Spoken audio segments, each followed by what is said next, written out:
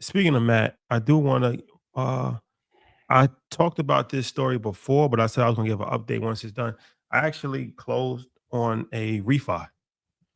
So, and Matt walked me through this process. So, if you're not familiar with this story, I told it before, but it's one of these things that kind of fell in my lap. A foreclosure fell in my lap.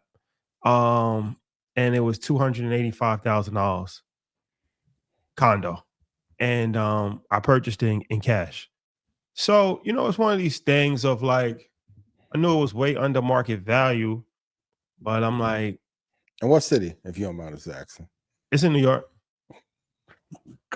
Um, Wait, hold on. I'll be mad too. You didn't call me?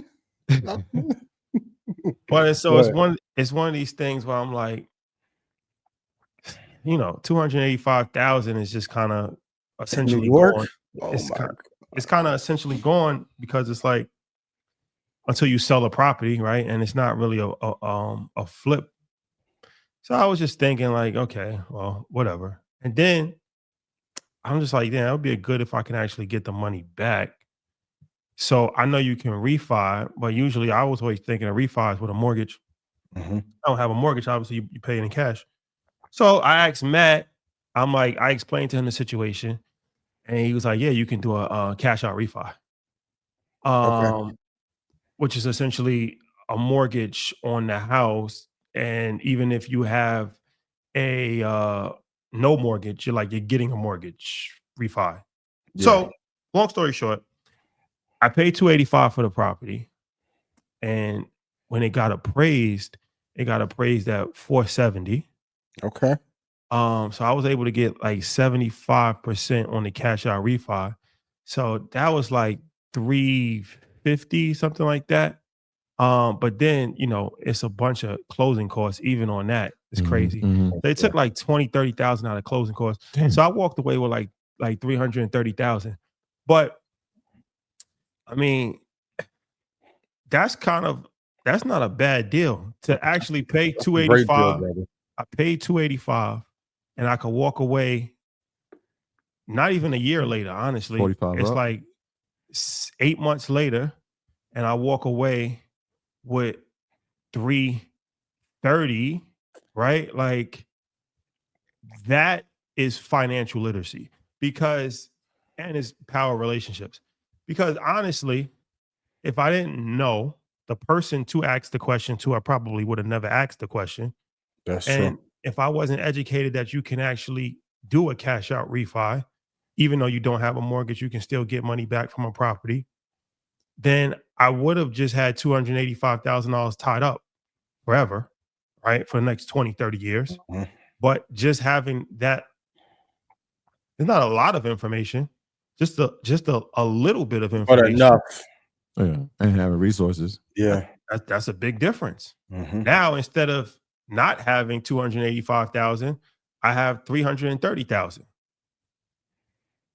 How did the foreclosure come in your possession? How did you hear about it? Because I think it may be a teachable lesson in that as Yeah, well. they're gonna say you guys know everybody. That's how I fell into your lap, bro. It was referral. That's It important. was a referral. It But matters. you gotta always keep your head up and your eyes open because sometimes opportunities just fall in your lap. Hmm. Like the Sometimes. one with Tabiti, if he told us about Poppy Oh my and Lake Como. gosh. Oh my That's a gosh. fact. Yeah, we ain't gonna forgive him for that one. Tabiti, I'll text him. Yeah, Right. nah, BD. We gotta. I looked at him like, what? Bruh. We not on the first 10 people you calling? That's a fact. But so here's the deal too, because so this all I'm tying this all in. So Miss Business, who's the CPA, so she was like, well, because I had it in my personal name. So she's like, when you refinance, you do it with the business. So now it's like it's an investment property. Mhm. Um, so you get it's taxed differently as an investment property, as a personal property, and then of course, like anything that you buy and stuff like that, then it's write-offs also. So that's good. Once again, relationships and just having the information, right? That opens up doors and that changes situations. I had to get a slightly higher interest rate Mhm. because it wasn't like a traditional through my name. So it's like 8% interest rate, right? Okay. A little bit over the standard. So, but let's say I'm still undecided what I'm going to do with the money, but let's say I invest the money in the stock market, right? Yeah. Like I just have to earn more than 8% a year to justify taking the money out, right? Yes. So let's say hypothetically I earn 12% in the stock market, right? Now that's a net gain of 4%. Mm-hmm.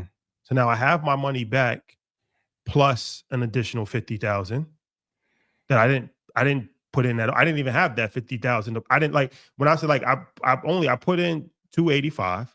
I got back 330, right? So I've already made 50,000 on the deal regardless. Now I do have an 8% interest that I'm paying back every month. But like I said, if I can earn higher than 8% in the market, Mm-hmm. then I'm actually going to make money on that on the investment side. And the real estate continues to go up. Yep. The value of the real estate goes up. So in 20 years, this property might be worth 700,000. And you can have an exit there. So Yeah. it all goes back to financial literacy and just having the right people around you and being able to ask the right questions. One thing I learned in life is that you have to be educated enough to ask a question. Sometimes you're not educated enough to ask a question, Yeah, you right? have to know. Yep. You got to be educated at least baseline level to even be able to ask a question. Man, you take that 50 and put it in the video or 110 and Yeah. I see some prices and option. Zero day option. Now the next thing I'm gonna do is a 0-day option on the 300. On the meme coin. Yes, come to the next class. I got it. I'm cooking up. I'm cooking up right now. It turned into 7 million. Yo, Lose it. We either gonna lose it roll the dice. or it's going. Well, you could put it on the green dildo coin that they promote. Yo, if we in Vegas, catch me at the crab table. I got us, bro. Trust me, I got a 0-day. I got us. But shout out to Matt. Shout out to Matt because, like I said, I can actually speak from firsthand experience that he helped me out. Hold on, no, that was it. We were joking about That was the a 0-day joke. option. It was a It joke. was not serious. People, no, Listen. no, it's a joke. That was a jest. Like we Yeah. were just joking. Maybe. Perhaps. But yeah, shout out to Matt, man, because that's something, like I said, I can speak from firsthand experience. He helped me out. He made me some money and he knows his stuff and he actually does it. Now, it's a lot of paperwork. It was a very tedious process. That is true. But got through it. So shout out to Matt. And with that being said, get your tickets to Investfest. Please. Please. Next week, it goes down. Ian Dunlap will be back. Yes. He will be doing Friday, Saturday, Sunday. Friday, Blackout Live with Kev on stage. Shout out to Kev on stage. Saturday, Market Mondays Live with Jack Dorsey. Shout out to Jack Dorsey. Yes. The entire block team. Sunday, he's doing a solo presentation.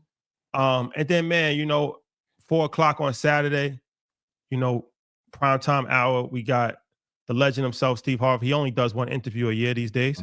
And he will be interviewing Issa Rae and Charlamagne simultaneously. Simultaneous play. That's one you don't want to miss. Yeah, that's a good one. Yeah. And then Sunday, of course, we got Magic Johnson at 4:00. Oh man, we got the NIL panel. VIP night is gonna be crazy. Keisha Cole performing. Jada Waiter. We got Pinky Cole, Blackout, myself and Ian. Terrence J. VIP night's crazy.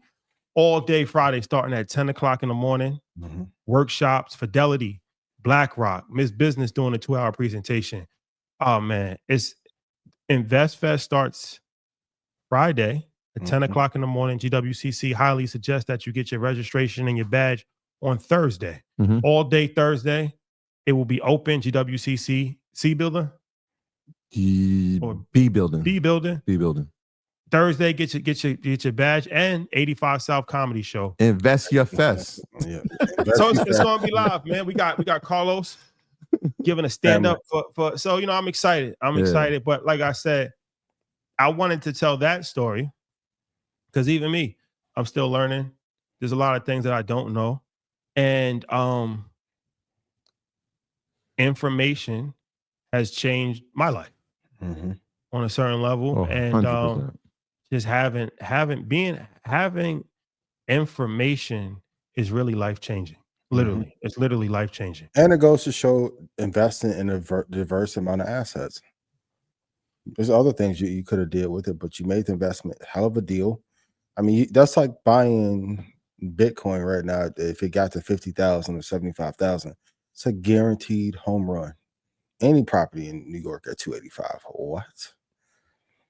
So That's a fact. So then take the gains and reinvest them into another asset. The perpetuity move. I love it. The perpetuity move. A perpetuity move.